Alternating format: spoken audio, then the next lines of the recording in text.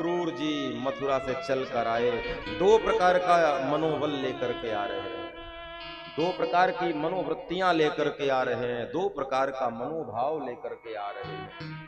पहला मनोभाव ये कि श्री कृष्ण के दर्शन होंगे, और दूसरा मनोभाव ये है मैं कितना निष्ठुर हूं कि श्री कृष्ण को मरवाने की योजना में मेरा सहयोग हो रहा है।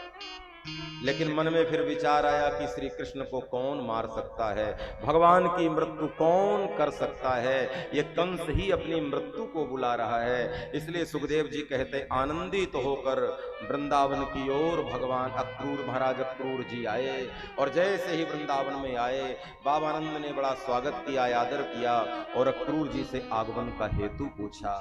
एक बात कहूं, आपके घर में कोई अतिथि आ जाए ना, तो अतिथि के आगमन के तुरंत बाद कभी भी उसके आगमन का हेतु नहीं पूछना चाहिए।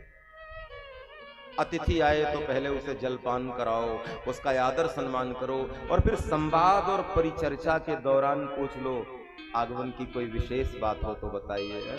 वरना किसी के घर में कोई अतिथि आए और दरवाजे में खड़े होकर कैसे आना हुआ, तो आदमी कहे कमाल है, बैठने के लिए भी बोला नहीं, जलपान के लिए भी बोला नहीं, और कैसे आना हुआ। अरे कैसे आना हुआ की जगह में ये मिलने भी तो आ सकता है बेचारा, जरूरी थोड़ी है कुछ काम लेकर ही आए, यहाँ से गुजरे और आपसे मिलने, आपका प्रेम हो उसका और मिलने के लिए आ जाए, तो उसमें कार्य की क्या आवश्यकता है। अतिथि आए तो कर्तव्य ये है पहले उसका सम्मान। इसलिए बाबानंद ने हेतु नहीं पूछा, यदि हेतु पूछ लेंगे तो आतिथ्य में अंतर आ जाएगा, ठीक है ना। कभी भी हेतु जानने के बाद आपके आतिथ्य का स्वभाव या तो बड़ा होगा या तो फिर छोटा हो जाएगा, समता से जो स्वाभाविक है उससे अलग हो जाएगा।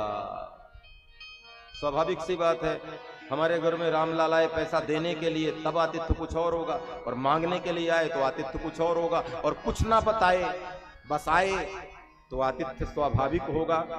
लेकिन कहे कि मैं पैसा लेने आया हूं, तो आदमी सोचे पैसा भी तो देना है, और चाय ऊपर से क्यों पूछे, पैसा ले जा रहा है ये कम बड़ी बात, और देने आए तो और कुछ लेंगे, ठंडा गरम कुछ ले, देने आया है स्वाभाविक। आतिथ्य में कोई आया है, अतिथि कोई आया है, हेतु जानने के बाद यदि आप स्वागत करेंगे, आतिथ्य करेंगे तो ध्यान देना वो बुद्धि से करेंगे, और यदि पहले करेंगे तो वो भाव से करेंगे, स्वभाव से करेंगे।